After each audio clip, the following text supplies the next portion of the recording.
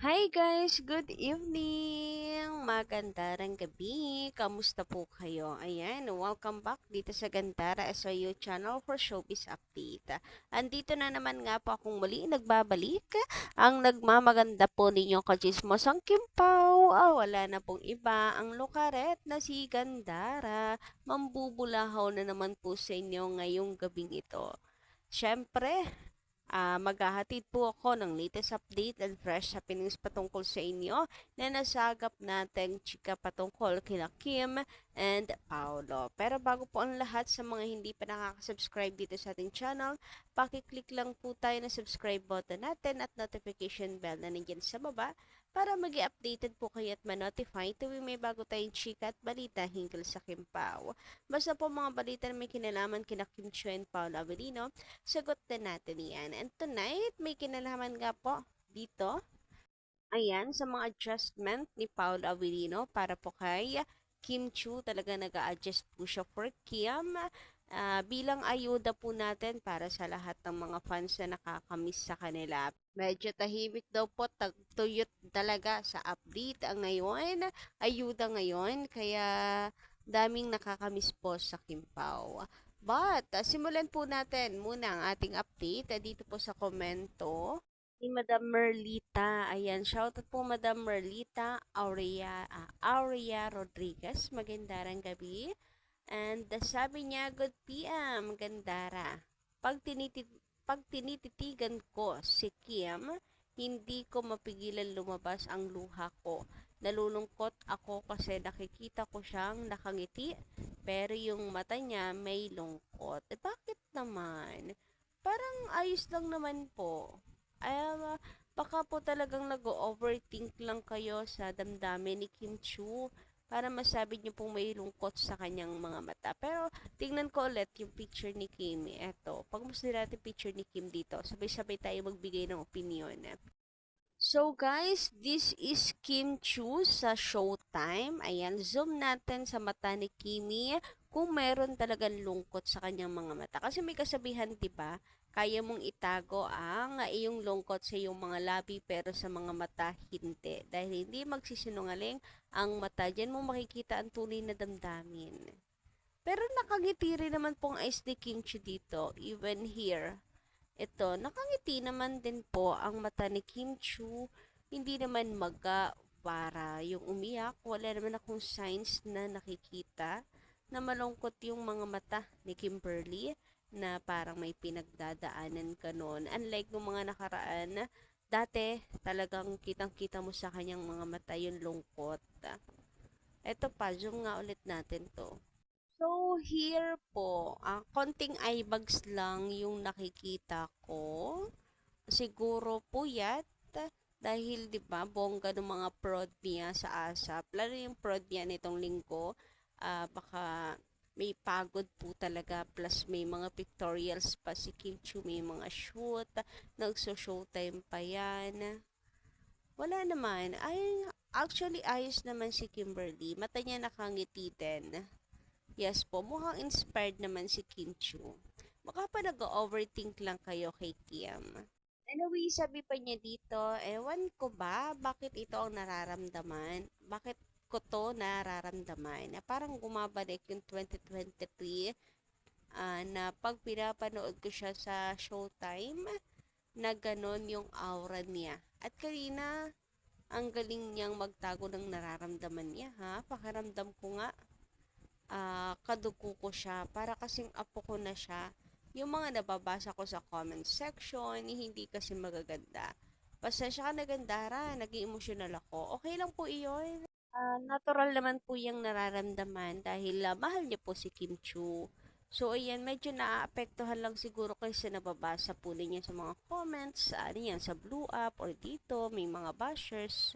Pero para mapanatag po kayo, I think okay naman si Kim Chu. And pa-comment na lang din guys dyan sa baba yung nakikita nyo kay Kimberly. Ayan, para sa akin, masaya naman po si Kim. So, sabi pa niya dito, pasensya ka na Gandarahan, nag-emotional ako. Sadyang naapektuhan ako sa mga hindi ko lamang mapigilan simula pa kahapon nang mapanood ko siya sa ASAP. Malungkot ang chinita natin, naramdam ko siya. kailan kaya siya magiging masaya, yung totoong masaya.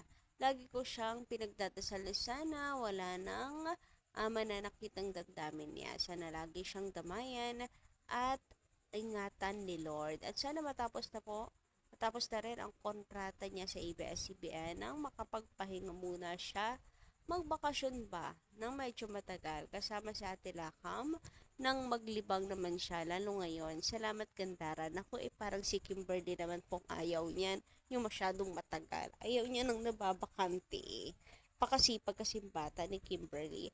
About naman sa ASAP, baka ramdam nyo nga lang yung aura ni Kimberly na malungkot. Pero baka sadyang dala lang rin po ng pagod dahil maaga rin po siya doon, rehearsal, etc. Tapos grabe yung energy na binuhos niya din doon. Siyempre, with a Mr. Energy ba naman? 'Di ba? Baka dala lang po ng pagod. Ayan, baka nga puyat pa si Kimberly and all. Pero wala naman pong serious problem naman siguro si Kim Chiu. Abot naman sa nagmamahala, lahat po tayo pinagpiprayan na sana'y matagpuan ni Kim Chiu yung talagang tunay na nagmamahal po sa kanya. Hindi na siya sasaktan and we all hope na si Paul Avellino na po ito.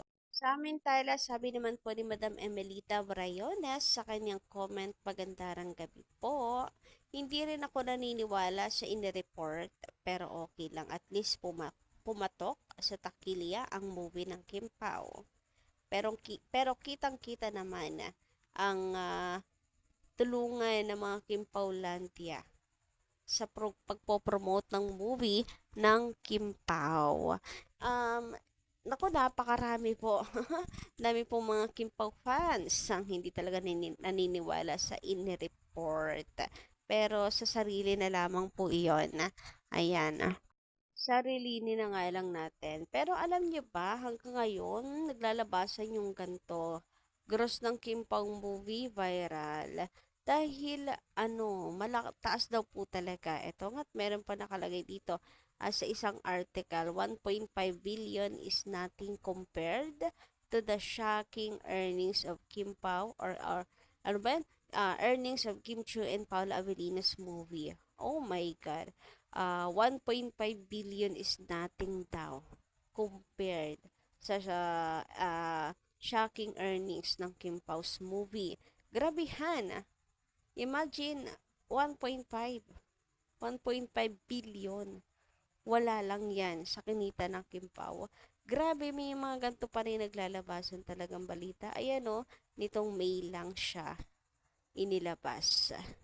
So, paano po makakamove on ng mga fans niya na hanggang ngayon may naglalabas ng ganyan. Even na i-report na inilabas na po ng Star Cinema, ABS-CBN ni Kim and Paolo mismo magkano kinita ng movie na 173M.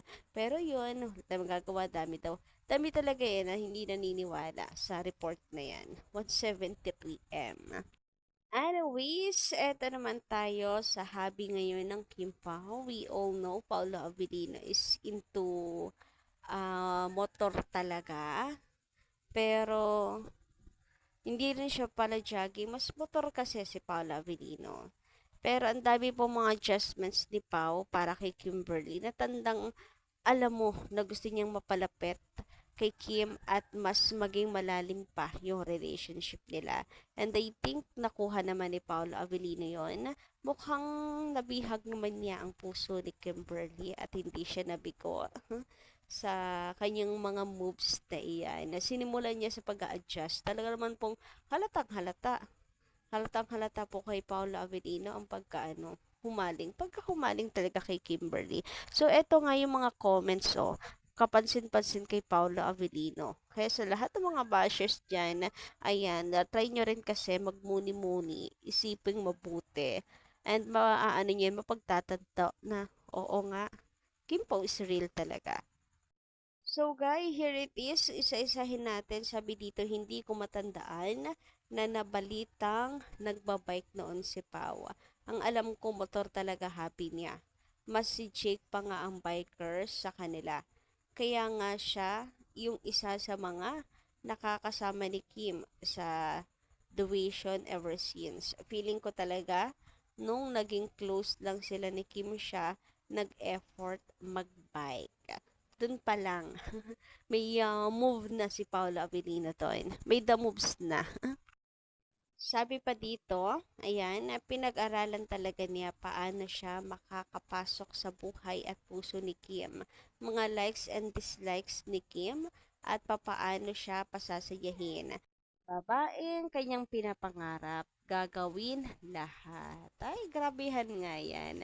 Sabi pa dito, collection niya, motor at motor talaga hilig niya. Pero dahil kay Kim, mas mai-enjoy na niya ang pagbabike at nagamit din niya first ever endorsement nila ni Kim, which is yung sa Chowking nga po. And last but not the least, sabi dito, iba talaga ang nagagawa ng pag-ibig. Kayo guys, agree po ba kayo dito? Anyway, hanggang dito lang muna aking update. Kita-kits po tayo sa mga susunod ko pang chismis. Ayan, i-click nyo lang po yung subscribe button natin at notification bell na nandiyan sa baba para maging updated po kayo at ma-notify. Maraming salamat!